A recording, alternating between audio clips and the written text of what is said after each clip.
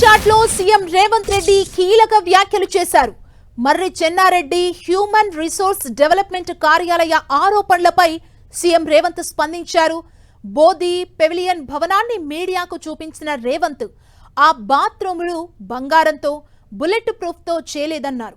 తాను ఎంసీఆర్డీహెచ్ కి చైర్మన్ ని, అది తనకు క్యాంప్ ఆఫీస్ లాంటిదంటూ చెప్పుకొచ్చారు. కేటీఆర్ లాగా సీక్రెట్ గా తాను ఎక్కడికి వెళ్లలేదన్నారు. కేసీఆర్, హరీష్ తనను ఎన్ని బూతులు తిడుతున్నారో తనకు తెలుసునన్న సీఎం రేవంత్ పార్టీ మారేందుకు హరీష్ రావు ఎవరెవరిని కలిశారో కూడా తనకు తెలుసునన్నారు.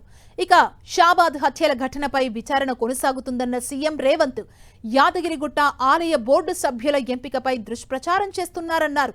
తాము బీఆర్ఎస్ కంటే చాలా స్కీమ్స్ అమలు చేస్తున్నామని చెప్పిన సీఎం రేవంత్ గత ప్రభుత్వ స్కీమ్స్ అన్నీ కొనసాగుతున్నాయన్నారు.